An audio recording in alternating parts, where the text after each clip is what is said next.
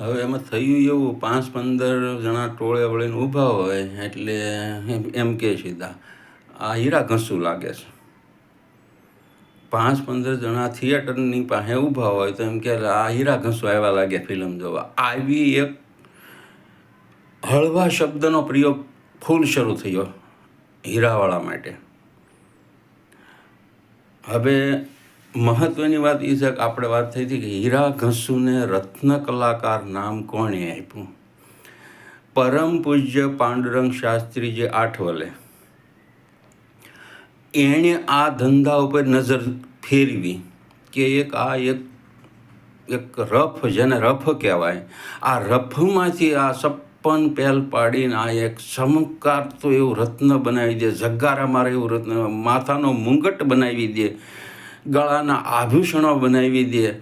આવા રત્નો, આવી કલા આ લોકો પાસે. અને આમ કેમ હીરા ઘસું આવો શબ્દ પ્રયોગ?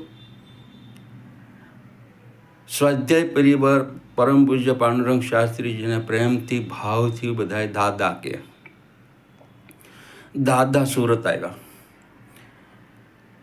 એ વખતના મુખ્ય ડાયમંડના વેપારીઓને, રત્ન કલાકારોને બધાને મળ્યા. ત્યારે હીરા ઘસું હતા.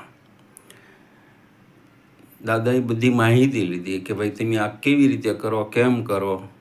દાદાને હીરા બતાવવામાં આવ્યા કે દાદા જો આ રફ હોય આવી રીતનો હોય, જેમ પથ્થર હોય એમ હાકરનો ગાંગડો હોય એવી રીતનો હોય, અને એમાંથી આમ એટલી પ્રોસેસ કરતાં આવી રીતનો ત્યાર હીરો થાય. દાદાએ ત્યાર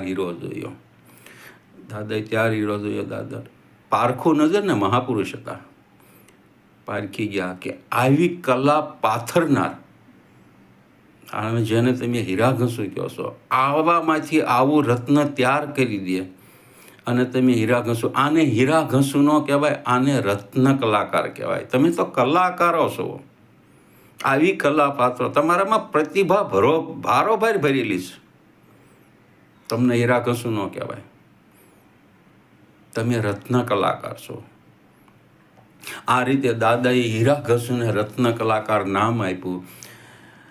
ભવ્ય એવું સુરતમાં રત્ન કલાકાર વ્યવસ્થા સંચાલન થયું. ત્રિકાળ સંધ્યાનો ઝુંબેશ આપ્યો. કારખાને હર એક ડાયમંડની ફેક્ટરીઓમાં ત્રિકાળ સંધ્યા બોલાણી, રોજ. અને લાખોની સંખ્યામાં લોકો આવ્યા. સ્વાધ્યાય પરિવારના, નોન સ્વાધ્યાયો બધાએ આવ્યા.